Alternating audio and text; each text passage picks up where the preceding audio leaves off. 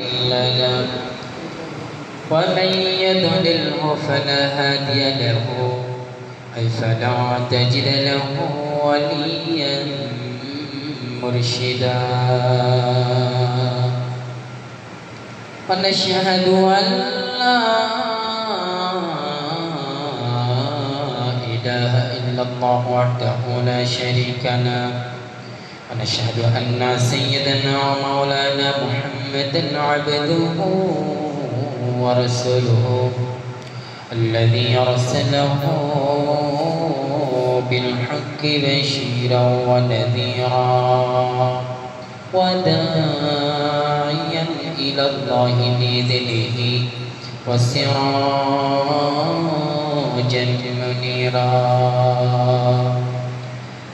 فقد قال الله تعالى في كلامه المجيد وفي فرقانه الحميد সকলে একসাথে পড়ছি আউযু বিল্লাহি মিনাশ শাইতানির রাজিম বিসমিল্লাহির রাহমানির রাহিম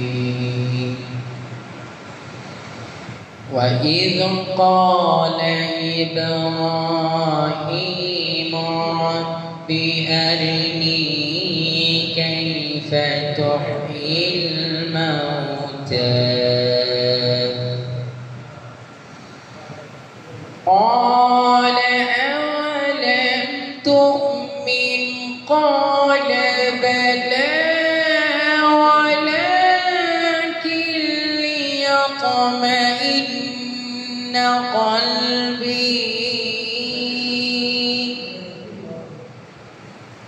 قال فخذ أربعة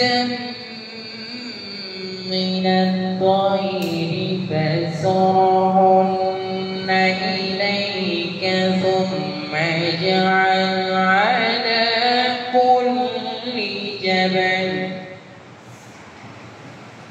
على كل جبل منهن جزعا ثم ادعهن يأتينك سعيا واعلم أن الله عزيز حكيم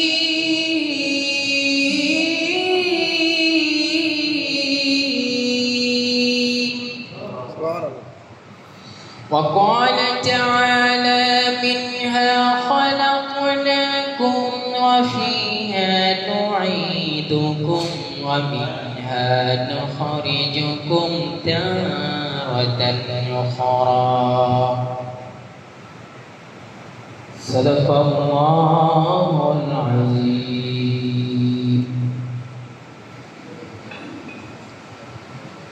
وقال النبي صلى الله عليه وسلم طلب العلم فريضة على كل مسلم وكما قال عليه الصلاة والسلام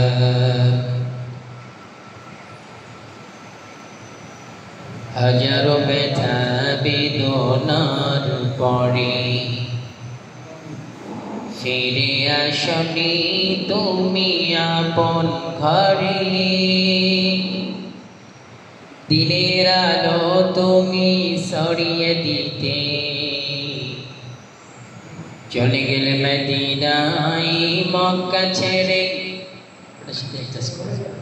হে রাসূল তোমাকে ভুলি আমি কেমন করে হে রাসূল তোমাকে ভুলি আমি কেমন করে ঠিক কি না ঠিক খেয়ে না খেয়ে দিন প্রচারের কাজে নিজেকে দিয়েছ বিলিয়ে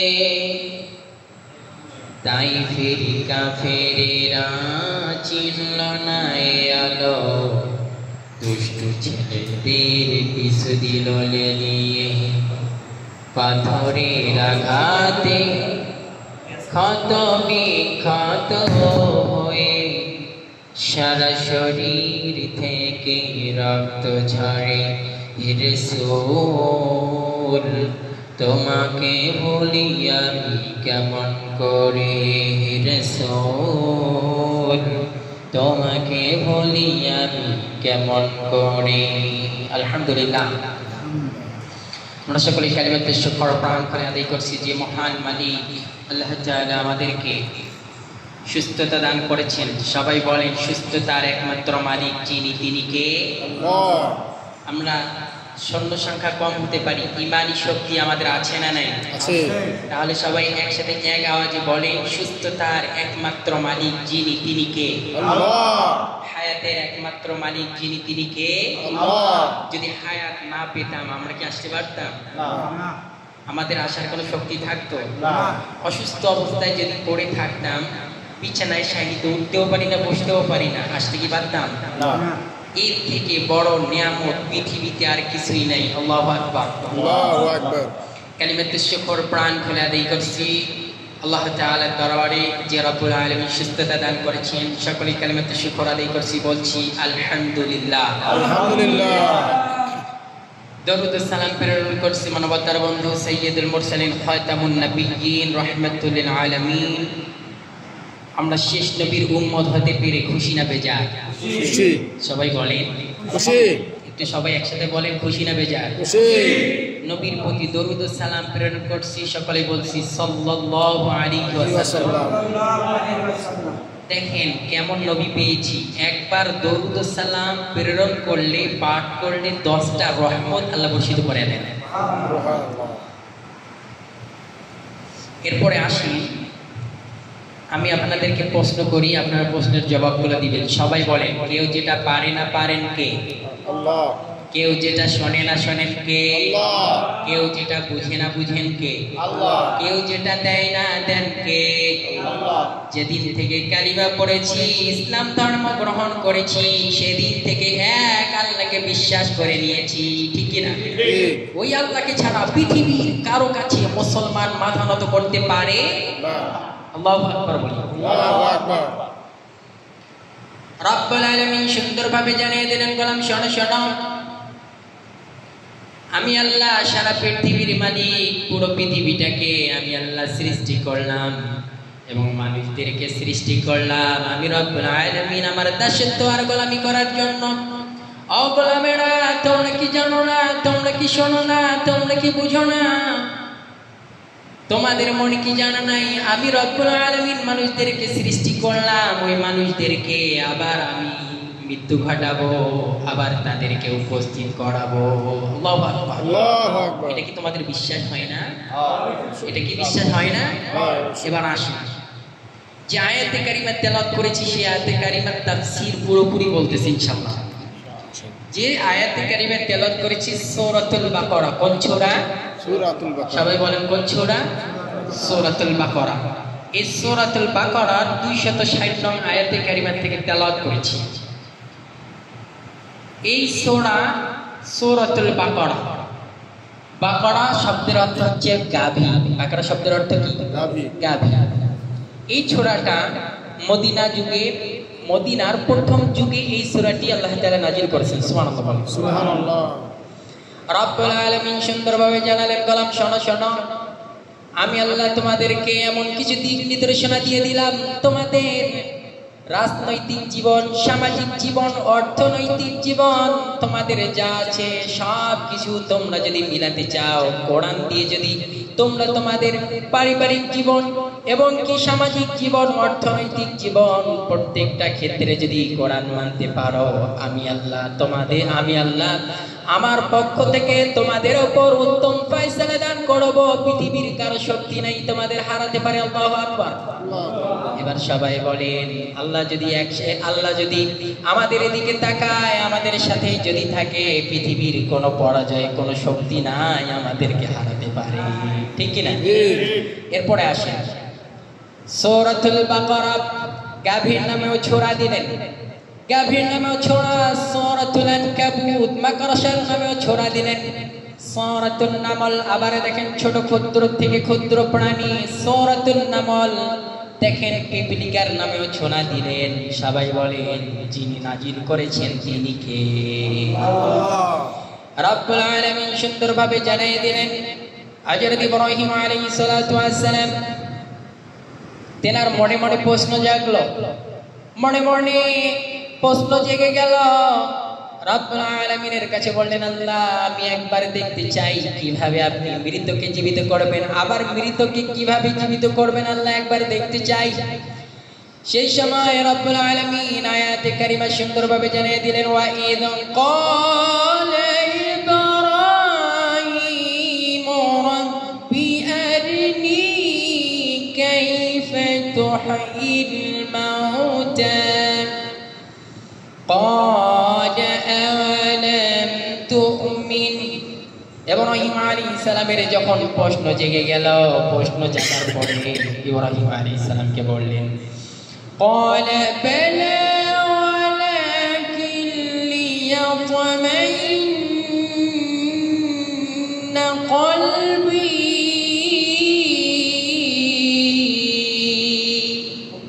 আল্লাহু আকবার বলে একসাথে বলছি আল্লাহু আকবার। বললেন ইব্রাহিম তোমার কি বিশ্বাস হয় না? قال بلى ولكن ليطمئن قلبي, তোমার কি অন্তর মন থেকে তোমার কি বিশ্বাস হয় না আমি আল্লাহ যে মৃতকে জীবিত করব, এটা কি তুমি বিশ্বাস করো না অন্তর থেকে? এবার বললেন আল্লাহ বিশ্বাস তো করি কিন্তু মনে জেগেছে যে আমি সচক্ষে একবার দেখতে চাই। আল্লাহু আকবার।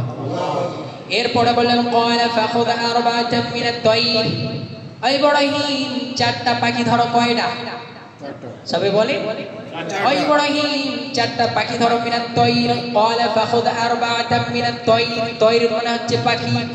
ইব্রাহিম চারটা পাখি ধরো। তাফসীর ইবনে কাসিরের মধ্যে দেখলাম চারটা পাখির কথা উল্লেখ আছে, সেখানে বলছে ময়ূরের কথা, একটা কাকের কথা বলেছেন, এবং কি একটা কবুতরের কথা বলেছেন, একটা মোরগের কথা বলেছেন। কয়টা? চারটা পাখির কথা বলেছেন। এই চারটা পাখিকে ধরো। ধরার পরে বললেন মিনাত তায়র ফাসরুহুন্না ইলাইকা সুম্মা জাআল আলা কুল্লি জাবাল। ওই ইব্রাহিম ওই চারটা পাখিকে ধরে তুমি টুকরো টুকরো বানিয়ে দাও। আল্লাহু আকবার।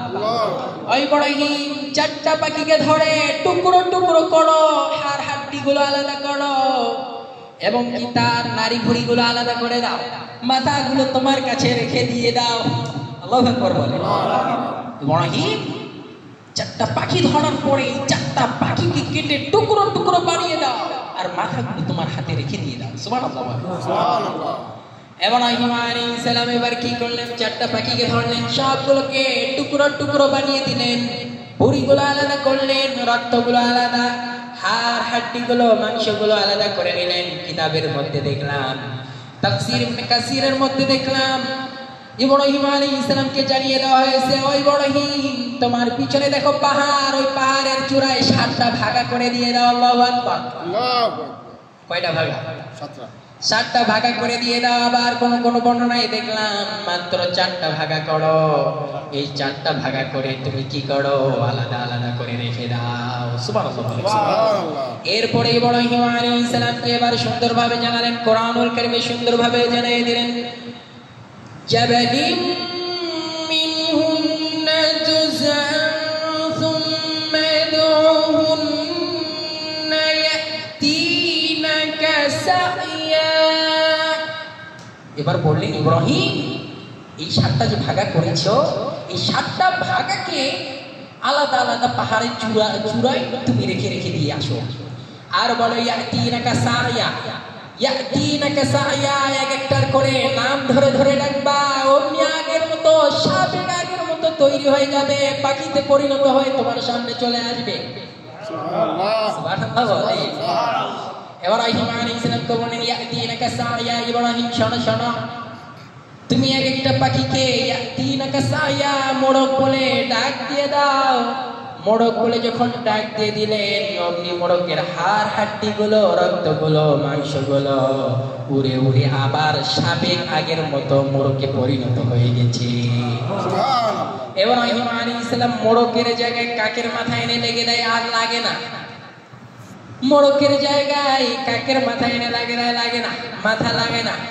এবার মোড়কের জায়গায় যখন মোড়কের মাথাটা এনে লেগে দিয়েছে, অমনি সাবেক আগের মতো মাথা আবার অ্যাডজাস্ট হয়ে গেছে, কোনো খুঁত ছিল না।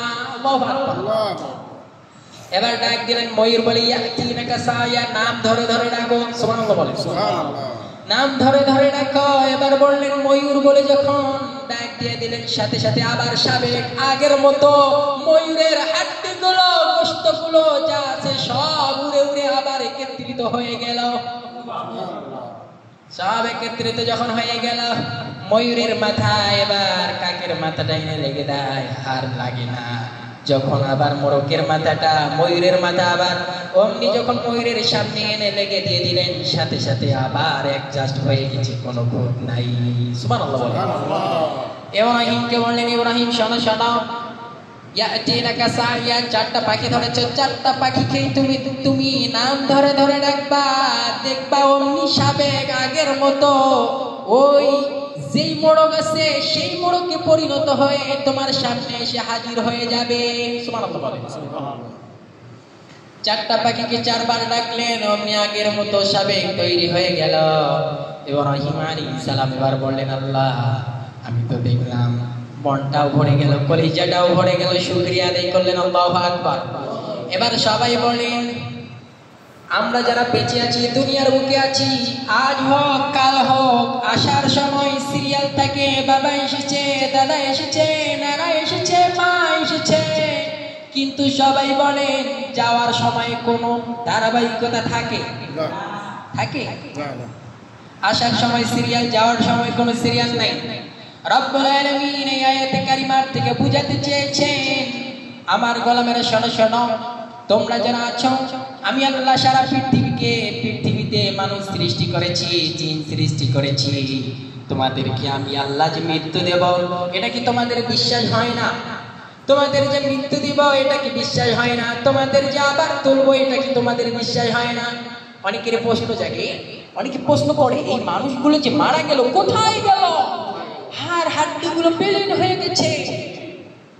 আচ্ছা, এরকম অনেকের একটা প্রশ্ন জাগে, একটা মানুষ মরে গেছে, মরে যাওয়ার পরে দেখি হাড্ডি কিছুই নেই। এই কবরের উপরে দেখবেন 10 বছর পর আবার ওই কবরের পাশে ঘুরে আবার একটা কবর দেওয়া হয়, এরকম হয় না? কবর দেওয়া হয়। এখন দেখি 5 বছর না, এই যে আমার দাদাকে যে রাখলাম, কিন্তু আমি তো দেখতেছি আমার দাদা তো নাই। হাইরে, আমি আমার দাদাকে নিজের হাতে দাফন করলাম, দাদা গেল কই? আমি আমার নানাকে দাফন করেছি, জানাজা পড়ালাম, পড়ানোর পরে নানার কবরের পাশে দেখি আরেকটা কবর, যখন খুললো শুধু হাড্ডিগুলো, কিন্তু নানার কোনো আকার আকৃতি নাই। রব্বুল আলামিন সুন্দরভাবে জানালেন, বললাম শোনো শোনো, তোমরা কি আমার সৃষ্টি দেখো নাই? এমনও কিছু ইতিহাস আমি আল্লাহ করে রেখেছি, যাতে করে আগামীর দিনে যারা এই দুনিয়ার বুকে আসবে, তাদের কাছ থেকে যেন তারা শিক্ষা গ্রহণ করতে পারে। অনেক লাশ আছে কবরের মধ্যে, এখনো পর্যন্ত যেমন কবর তেমনই আছে, যেমনের লাশ তেমন আছে, পচেও নেই, গলে নেই। তোমরা কি দেখো না? আবার এবার সুন্দরভাবে জানালেন, আমার সৃষ্টির দিকে তাকাও, আমি আল্লাহ সুন্দরভাবে একটা ইতিহাস করে দিয়ে রেখেছি, যাতে করে আগামী দিনের ভবিষ্যতে মানুষেরা ইতিহাস পড়ে পড়ে শিক্ষা গ্রহণ করতে পারে। আমি আল্লাহ রাব্বুল আলামিন সুন্দরভাবে তোমাদেরকে জানিয়ে দিলাম, ও গোলামেরা, ফিরাউনের কাছ থেকে তোমরা শিক্ষা গ্রহণ করো। ফিরাউনকে বারবার দাওয়াত দিলেন মুসা আলাইহিস সালাম, বললেন ফিরাউন কালিমা পড়ো, ইসলাম ধর্ম গ্রহণ করো, কিন্তু কালিমাও পড়ে নাই, ইসলাম ধর্ম গ্রহণ করে নাই, লাঞ্ছিত অবস্থায় দুনিয়া থেকে বিদায় নিয়ে গেছে। ঠিক কিনা? এরপরে আপনারা দেখেন, আল্লাহ রাব্বুল আলামিন কোরআনুল কারীমে সুন্দরভাবে জানিয়ে দিলেন, আল্লাহ রাব্বুল আলামিন বললেন, ও গোলাম শোনো, আমি আল্লাহ কোরআনুল কারীমে জানিয়ে দিলাম, ওই যে মিশর জাদুঘরে আমি আল্লাহ যে ফিরাউনের লাশটা দিয়ে দিলাম, পোকামাকড়ও খাবে না, কোনো কিছু খাবে না, যেমনের লাশ তেমনি থাকবে, তার কাছ থেকে তোমরা শিক্ষা গ্রহণ করো। ফিরাউন যখন চুবাই চুবাই মরে, সেই সময় বলে, আল্লাহ বনি ইসরাইলেরা যে আল্লাহর উপরে ঈমান এনেছে, আমিও ঈমান এনেছি, আল্লাহ আমারে সুবাও কে, ও আল্লাহ আমাকে মাফ করে দিয়ে দাও। এবার বললেন হাদিসের মধ্যে এসেছে দুই সময় তওবা করলে তওবা কবুল হবে না। কয় সময়? সবাই বলেন কয় সময়? দুই সময় তওবা করলে তওবা কবুল হয় না। এক নম্বর হলো বাদাল গরগরা, যখন গরগর চলে এসেছে, মালাকুল মউত মাথার সামনে এসে হাজির হয়ে গেছে, ওই সময় বারবার তওবা করি আর বলি আল্লাহ মাফ করে দিয়ে দাও। হাদিস শরীফের মধ্যে এসেছে ওই সময় যদি কেউ বারবার তওবা করে কশিনকালে হলেও তাদের তওবা কবুল হবে না। ফিরআউন নীল নদে চুবাই চুবাই